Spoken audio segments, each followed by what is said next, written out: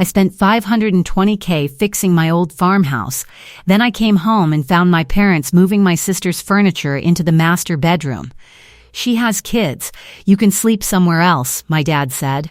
I smiled, walked back to my truck, and said nothing.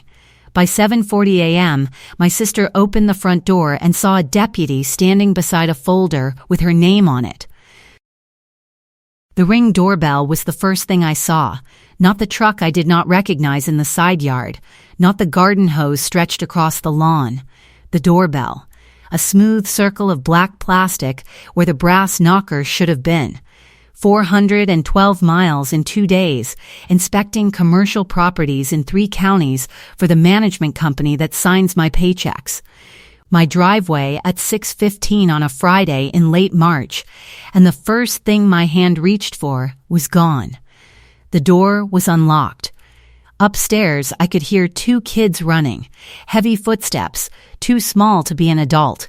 Shelby's sneakers were by the door in the pile I recognized from my parents' house, and for a half second my brain tried to make sense of what I was seeing, the way a brain does when it refuses to accept what the eyes already know. I walked down the hall to the master bedroom. My bed frame was gone. Shelby's dresser stood against the wall where mine used to be. Her clothes were in my closet, pushed to one side like she was being considerate about it. My mattress was in the guest room, leaned against the wall with a fitted sheet half pulled on and a pillow on top, like someone had started making it a real bed and then decided that was enough effort. This was not a bad weekend decision. The dresser was placed, not shoved. The hangers were organized by color. Someone had been doing laundry in my machine because there were folded towels on the guest room chair that I did not own. This had been happening gradually. This had been a plan. Then I went to the hall closet looking for the knocker, because that was what I needed to find first. My grandmother installed it on the original front door in 1974. It was a wheat sheaf, cast brass, heavy enough to make a sound you could hear from the kitchen. She had ordered it from a catalog. And she told me that story 4 different times over the years, always with the same ending. The catalog said 6 weeks. It came in 3. That story stayed with me. The number of weeks she still remembered.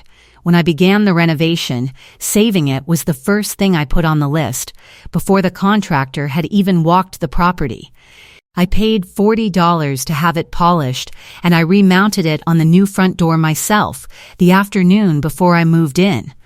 It was the only thing from the original house that made it onto the new one without being replaced or rebuilt. It was in a shoebox in the hall closet, wrapped in newspaper sitting beside a bag of extension cords, unwrapped carefully. The brass was still polished. The wheat sheaf was intact. Whoever had removed it had at least been careful with it. I wrapped it back in the newspaper and set the box on the closet shelf. Then I went to the kitchen. Leroy was at the table with one of my coffee mugs. Norma was beside him with her hands folded on the table in front of her. Neither of them stood when I came in. Leroy looked at me with the expression of a man who has prepared his statement and is not interested in revising it. "She has kids," he said. "You can sleep somewhere else. You have options. No apology, no explanation, no question. A verdict." My mother looked at the table. I need to back up 3 weeks, because what Leroy said in my kitchen that Friday evening was not the first version of that speech. It was the refined one. The one he had already tested in public at a barbecue in front of witnesses while he was flipping a burger like the thing he was saying was completely obvious. The barbecue was on a Saturday in early March at my parents' house. Leroy's concrete patio and the 6-burner grill he keeps under a canvas tarp between uses and takes out like a ceremony. There were probably 14 people there, the usual mix, Dale and his wife, 4 cousins from my father's side, Shelby with Tess and Cooper running around the edge of the yard, me eating at one of the folding tables. Norma moving in and out of the back door with things nobody had asked her to bring. It was the kind of afternoon that feels ordinary until it tilts. I was finishing my food. Shelby was laughing at something Cooper did near the garden bed. The afternoon was fine.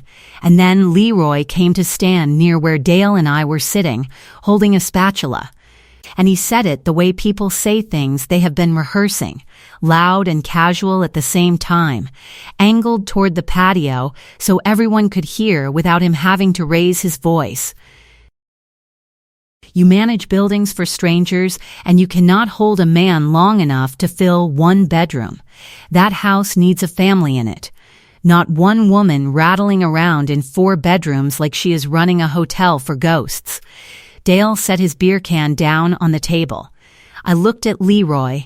He was already turning back to the grill. He had said the thing. He had made his position clear in front of everyone on the patio, and now he was flipping a burger like he had checked a box on a list. 4 cousins were within earshot. Shelby had looked over from across the yard. Norma appeared in the back doorway with a serving dish and went inside without making eye contact with anyone. Dale was right beside me, not saying a word, and I could feel him deciding whether to say something himself. He did not.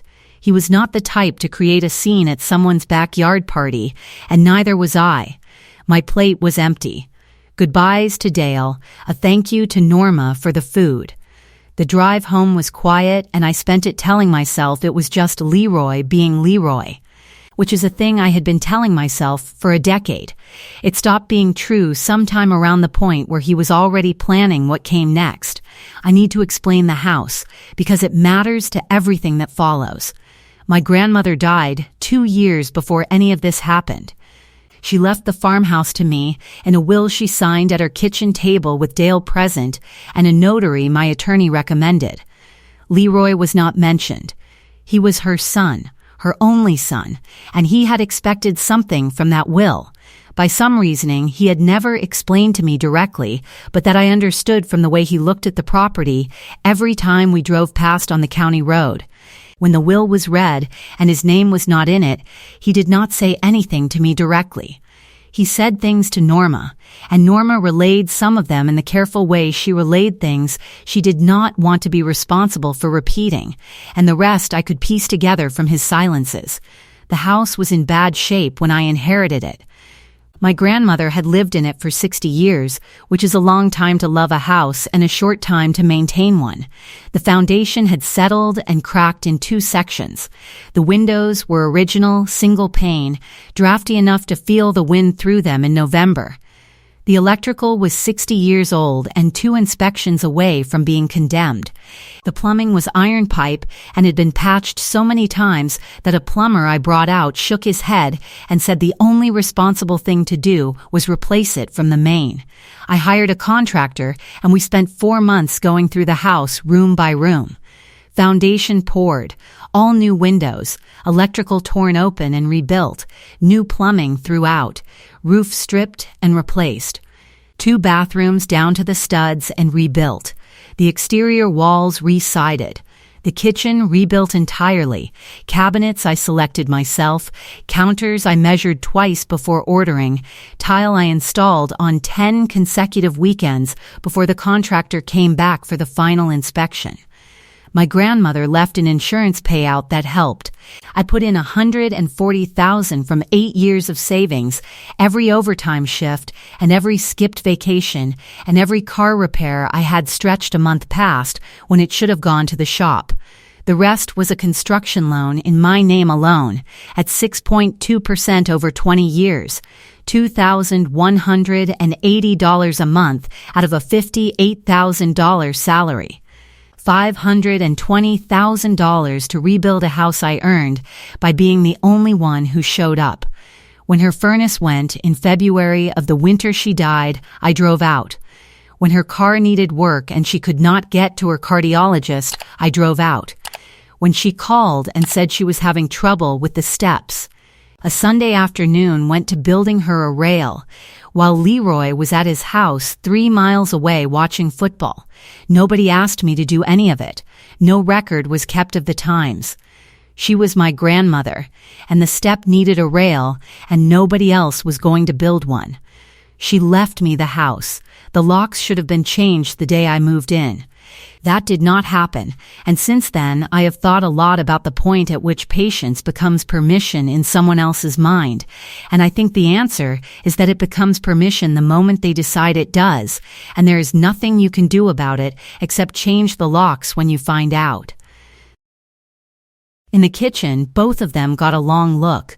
Then, nothing. The overnight bag came off the floor, down the hall, out the front door. I sat in my truck and called Henley at 6:22.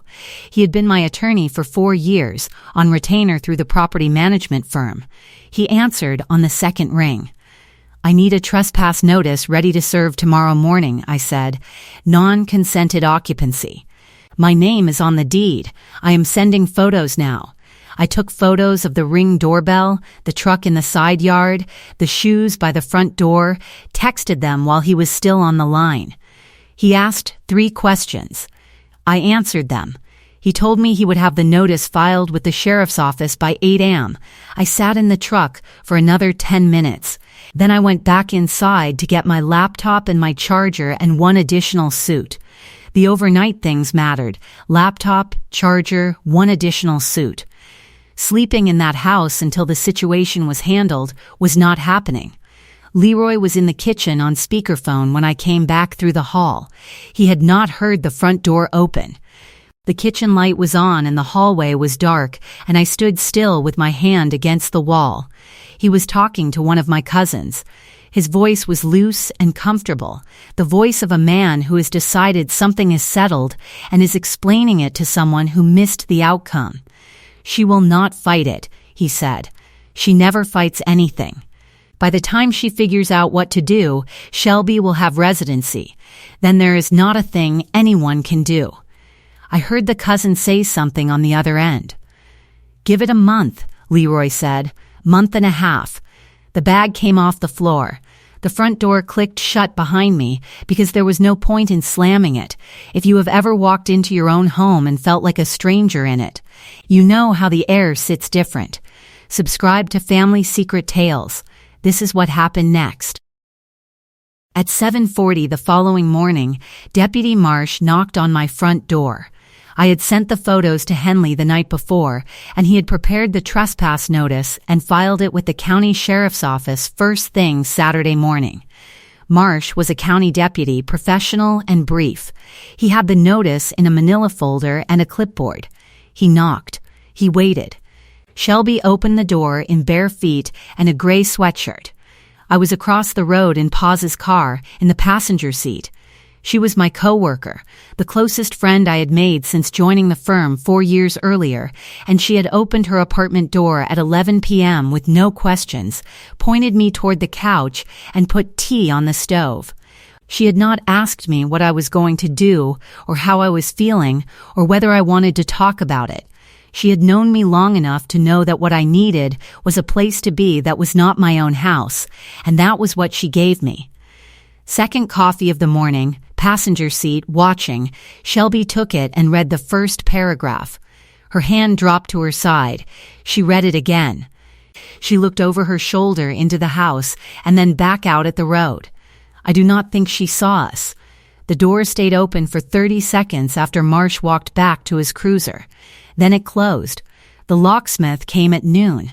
I had called him from Paz's apartment at 8 that morning before I even left for the road.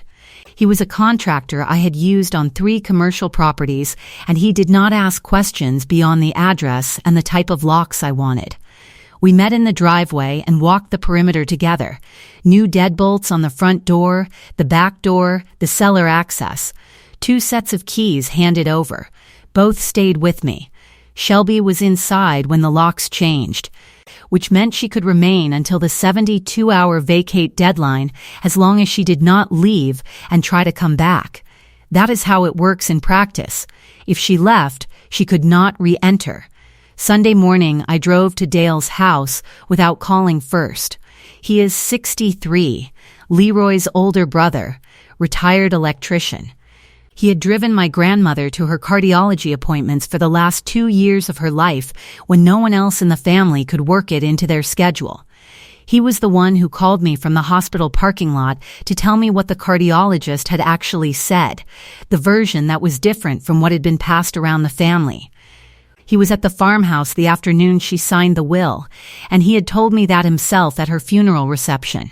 He said it quietly, standing with his coffee in my grandmother's kitchen, which was about to become my kitchen. He had been present. He had seen what she decided. He had not made a speech about it. He just wanted me to know he had been present. I sat in his kitchen and laid everything on the table, the time-stamped photos of Shelby's dresser in my master bedroom, my mattress against the guest room wall, the trespass notice with Marsh's service stamp dated Saturday morning, the shoebox, the wheat sheaf still wrapped in its newspaper, sitting between us. He picked up each photo and looked at it the way he used to look at electrical drawings, slowly and in sequence, building the whole picture before saying anything about any part of it. 12 minutes of talking on my side.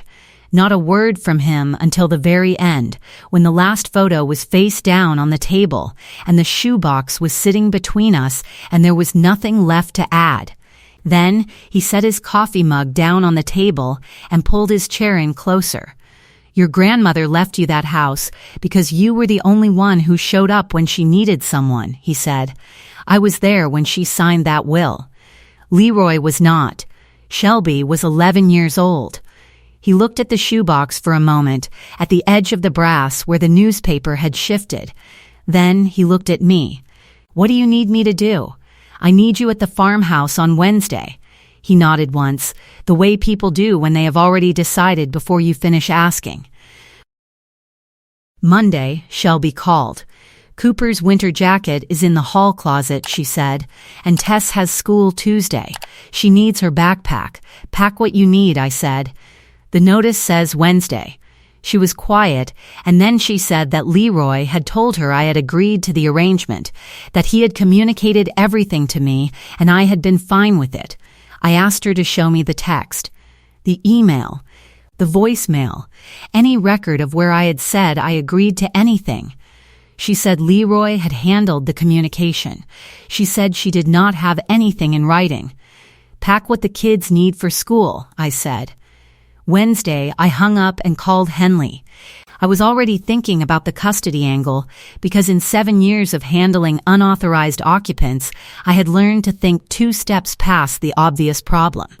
The combination of an unauthorized occupancy, a sister with young children, and a family with a motivation to make the situation permanent created exactly the conditions for a residency claim. We needed a written, notarized record that no consent had ever been given, on the chance that Shelby's divorce attorney tried to use the farmhouse address in a custody proceeding. Henley would prepare the statement. I needed a witness. Kevin called Tuesday morning. He was Shelby's ex-husband. I had met him at 2 family events over 5 years and found him straightforward. A person who was trying to do the right thing in a situation shaped largely by other people. His attorney had just received a custody modification filing. The document listed my farmhouse as Shelby's current primary residence. The move-in date shown on the filing was 5 weeks before my work trip. 5 weeks before my trip, I was sleeping in my own house, sitting still while Kevin talked. The address line and the date came next, read twice, written down on a notepad even though the numbers were already fixed in my head. When he finished, he asked if any of it surprised me. I wrote them down on a piece of paper even though I did not need to.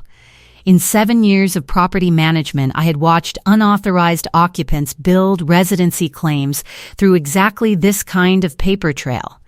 A mail redirect, a utility account, a custody document with an address on it, any record that placed a name at an address over a period of time created the appearance of legal occupancy. The logic was simple. If enough paper said you lived somewhere long enough, you could argue the owner had implicitly permitted it. The longer it went unchallenged, the stronger that argument became. The barbecue comment 3 weeks before my trip was not frustration. It was the justification Leroy had rehearsed in public, in front of witnesses, so that when this moment arrived he could say, everyone heard me express my concern, and she never said anything to stop it. She has kids. The house needs a family. She was rattling around alone. He had wanted that on record. He had wanted 4 cousins to have heard it. And then the key, copied weeks before my trip. Shelby entering the house while I was at work, moving items in gradually, the dresser arriving only after I had already left for 5 days. The timing was not careless, it was engineered. I told Kevin what I knew. He was quiet for a moment, and then he said, "I wondered about that timeline." It never made sense to me that she found housing that quickly after moving out of her apartment. He sent me the custody filing by email that afternoon. The move-in date was printed on page 3, and I stared at it on my screen for longer than I needed to, because seeing a thing written down makes it more concrete than just knowing it. I called Henley back. He confirmed that the trespass notice already established non-consent on the record. The custody filing could not override it, and a notarized statement from me would be a clean additional document if Shelby's attorney tried to bring the farmhouse address into proceedings. He would have the statement ready by end of day. Paz was my witness. She came to Henley's office that afternoon and signed across from me. 1 page. No invitation had ever been given. No consent had ever been extended. No agreement of any kind had ever existed between me and Shelby or between me and Leroy regarding occupancy of the farmhouse. 2 signatures on a single page. That was it. Tuesday evening, Leroy's truck came back. He had driven over to help Shelby carry out the last of the boxes, which told me with complete clarity who felt ownership over this situation and who had organized it from the start. I stood in the doorway while she made the final trips from the rooms she had occupied. She was quiet. She did not say much. At the end, she came back to the front door with the old key held out in her hand. And she looked at me for a moment the way people look at you when they are trying to figure out if you are going to say something or just take the key. The key came out of her hand and into mine. Neither of us said anything. She looked at the door for a moment, and then she walked back to the truck. She walked back to Leroy's truck. The key was useless metal. The locks had been changed 4 days ago. But she handed it over like it was a gesture that meant something, like returning it could change the shape of what had happened, and I let her have that, because it was the last gesture she was going to make at that door. I moved back in Wednesday morning and started with a full walk of the house, camera in hand. The hardwood in the hallway had 2 white drag lines from Shelby's dresser, running from the master bedroom door to the edge of the living room where the furniture had been turned. The porch railing listed 4 inches to the right. The steel bracket cracked through where Cooper had apparently hit it running. 3 nail holes in the kitchen wall where she had hung frames. I documented everything the same way I walk rental units for clients after a difficult tendency, slow and systematic, noting each repair and its approximate cost as I went.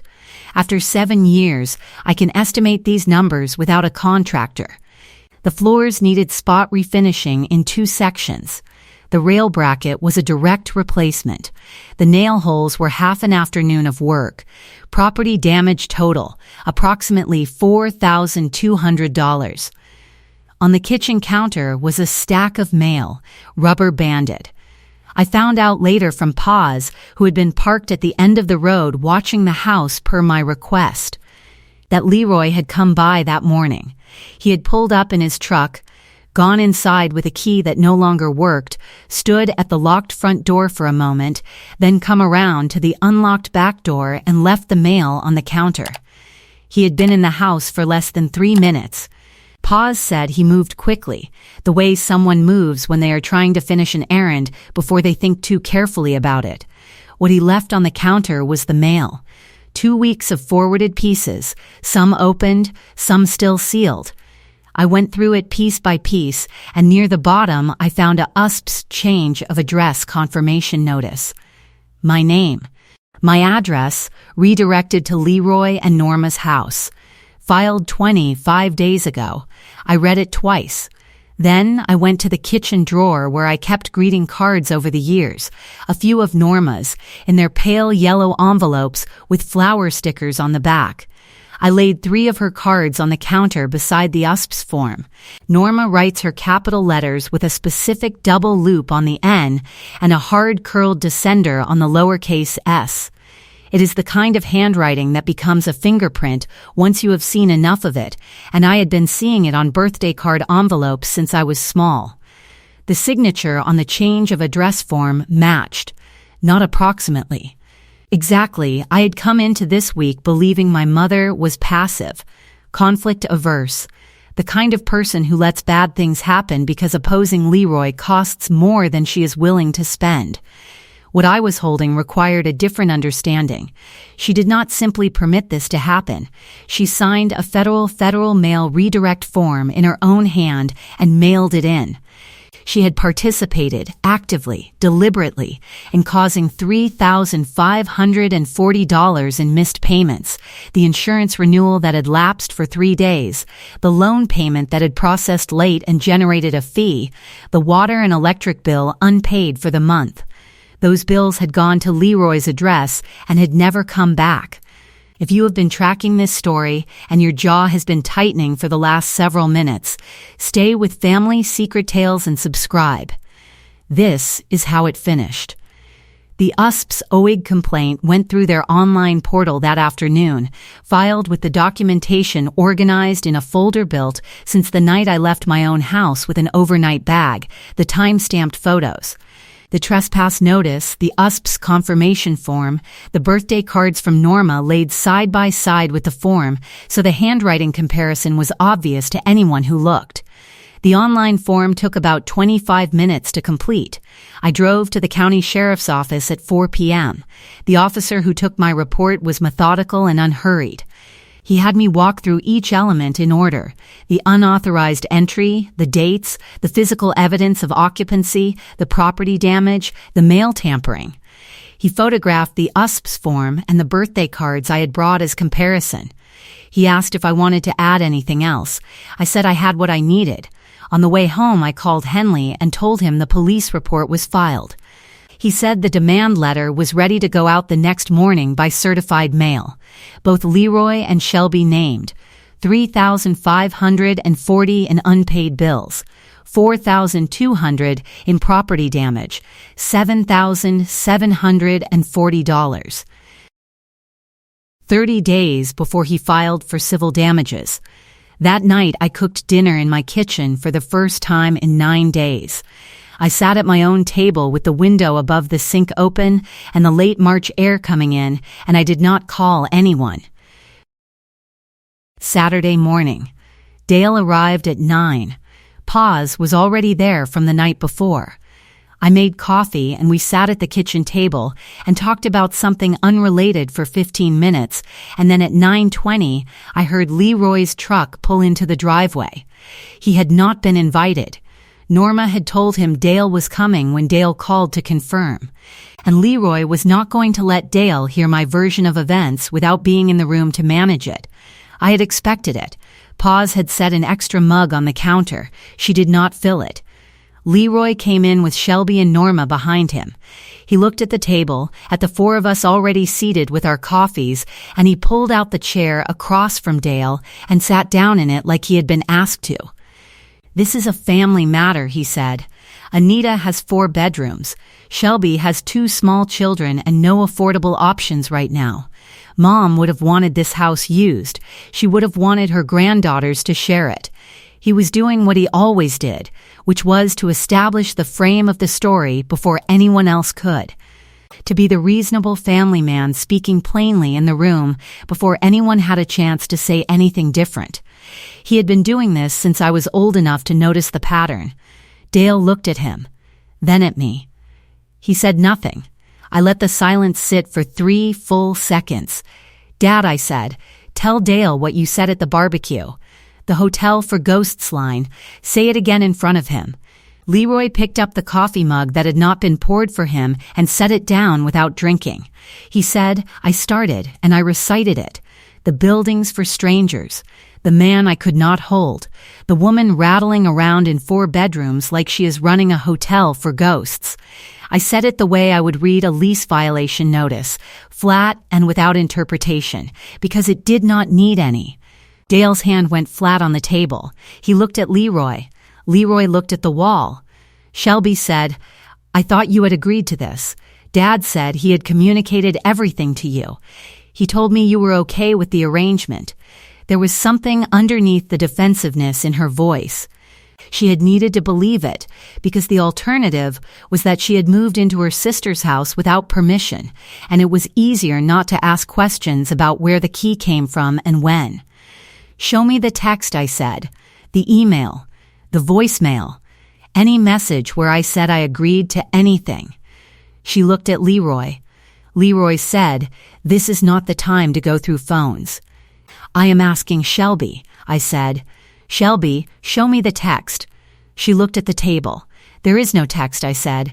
"What there is instead is a trespass notice served by Deputy Marsh last Saturday morning, a locksmith receipt from the same afternoon, a USPS fraud complaint filed Wednesday through the Inspector General's office, a police report for unauthorized entry, property damage, and mail tampering."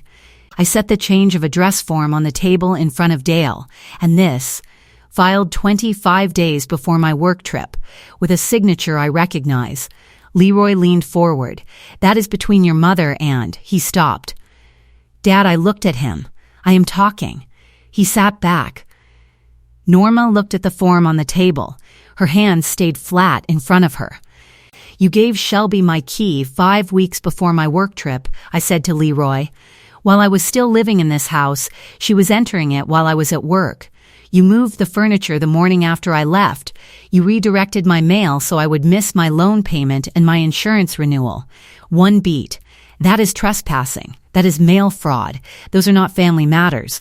Norma said, "I only signed what Leroy gave me. I did not read it carefully. Never knew it was a federal." Norma Dale's voice had a quality that ended things. She stopped mid-sentence. He turned to Leroy. "He has never needed to raise his voice in the 40 years I have known him, because he never needed to. You copied her key," he said. "You redirected her mail. You moved Shelby into this house while Anita was away, and then you drove over here and told me it was a family matter."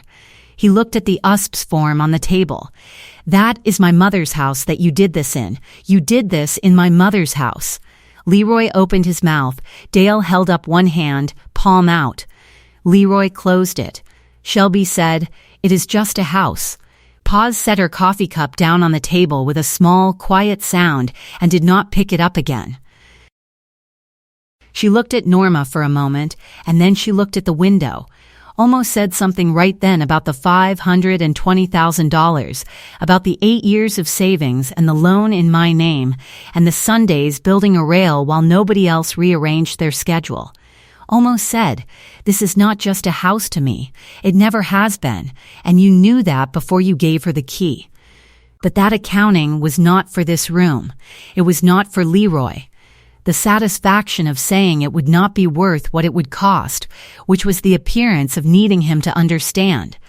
His understanding was not required. The deed was, and that was already handled. "You said I rattle around like a ghost," I said. "Ghosts do not hold deeds. I do. The locks changed at 6 this morning." The kitchen held that for a long moment. I watched Shelby's face work backward through its assumptions and arrive at the actual situation, the one where the key she had been given was to a lock that no longer existed, and the sister she had moved in on had been in a different county when she walked through that front door. Leroy looked at Dale. Dale was looking at the window. He was not going to give Leroy what he was reaching for. "I am not covering another bill with your name attached to it," I said. "The demand is $7,740. 30 days. After that, Henley files." Leroy's hand went flat on the counter. His jaw worked and nothing came out. His shoulders drew inward slowly. The way something settles when the weight it has been carrying wrong finally shifts. He reached for his truck keys on the counter beside him, picked them up, set them down, picked them up again. His hand was shaking visibly around them. Shelby was crying quietly. "Where are we supposed to go?" she said. "What about Tess and Cooper? They are used to the room here." Tess finally stopped asking about the old apartment. "The kids are welcome to visit," I said. "You are not welcome to live here." Leroy looked at Dale one more time. Dale stood up from the table. He carried his coffee cup to the sink, rinsed it carefully, set it upside down on the drying rack. He put his jacket on one arm at a time. He walked to the front door without stopping, without turning, without saying goodbye to his brother. The screen door swung shut behind him, and then his truck started in the driveway, and then it was gone. The certified letter arrived at Leroy's house 4 days later. $7,740, fully itemized on Henley's firm letterhead, each line clear enough that you did not need to be an attorney to understand it. The unpaid bills. The property damage. Leroy's kitchen table has been a fixture of my life. The light in the afternoon, the chair he always takes, the way he opens envelopes by sliding a finger under the flap. He opened that envelope at that table and he pushed it across toward Norma and he said, "She is billing her own father." Norma looked at the letter for a while. She did not say what she was thinking. She had been to that kitchen table for 30 years of decisions. And she had always eventually said yes to the one Leroy was already committed to, and I imagine she sat there that afternoon and did not say what she was thinking, because she had finally arrived at something she could not think her way around. His credit was already thin from co-signing Shelby's car loan the year before. He could not absorb the amount, and he could not easily get a loan to cover it. The $7,740 sat between them under the kitchen light and did not move. Dale called that Sunday. He told Leroy he would not be coming for Easter. He said, "You copied her key. You forged her mail. Mom would have put you out of that house for what you did." He said it once and did not repeat himself, and then he was done. Leroy apparently tried to explain about Shelby's situation, about the kids and the affordability and the 4 bedrooms, and Dale listened to all of it. And then Dale said, "I told you when Mom signed that will what she wanted. I was standing right there. You were not." And then Dale ended the call. 3 cousins from the March barbecue stopped returning Leroy's messages that week. Not all at once, not with any announcement, just going quiet in the way people do when they have decided they do not want their name associated with what they watched happen on a patio and said nothing about. Shelby's custody case shifted. Kevin's attorney withdrew the stable housing argument once he received the notarized non-consent statement and the trespass notice with Marsh's service date stamped on it. The 5-week move-in date that had been intended to establish residency became evidence of premeditation. It landed exactly opposite to where it was supposed to. Shelby's attorney did not contact me again. 12 days after the confrontation, Leroy came to the farmhouse alone. He drove up on a Wednesday morning at 10:30, at the kitchen table with my laptop when the truck sounded on the gravel. The laptop closed. Waiting, he came to the front door carrying a framed photograph. My grandmother holding 2 girls on the original farmhouse porch, 1998, Summer me on her right, Shelby on her left. The original front door behind us with the brass knocker at its center. It was a real photograph, one I had not seen in years. I did not know where he had found it, but he had put it in a frame, and he had driven it to my door, and he was holding it up. "Your grandmother would have wanted her granddaughters to share this house," he said. "She would not have wanted it to go like this." I looked at the photograph for a moment, at my grandmother's face, at the original front door behind us in the image, and at the knocker visible on it, the same wheat sheaf that was now remounted on the new door directly behind his shoulder where he stood. "She wanted it enough to put one name on the deed," I said. The door closed. The photograph stayed in his hands. On the porch boards for a moment, his weight shifting, and then his footsteps moved to the edge and down the steps. The gravel shifted under his tires as he backed out and the hallway held its quiet. 3 weeks later, on a Tuesday afternoon, Shelby drove past the farmhouse on her way somewhere. The knocker was on the door, the porch was swept, my truck was parked where her minivan used to be. She slowed her car to a stop at the end of the gravel road. The engine was still running. She sat there for 9 seconds, and I know it was 9 seconds because I was watching from the kitchen window with a glass of water in my hand. Then she drove on. Leroy sits at his kitchen table with the demand letter under a coffee mug, folded the way it came out of the envelope. His phone is quiet in the way that phones get quiet when the people who used to fill them have decided to wait. Dale's name has been absent from his recent calls for weeks, and when Leroy calls Dale, Dale picks up and stays exactly as long as necessary and then ends it without lingering.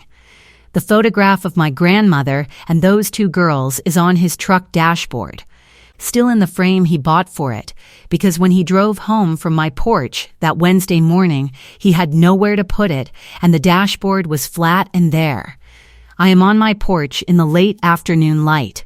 The March sun comes in low and sideways, the kind that hits brass a certain way, and the knocker catches it the way it used to catch the light on my grandmother's original door when I was small enough to need her to open it for me.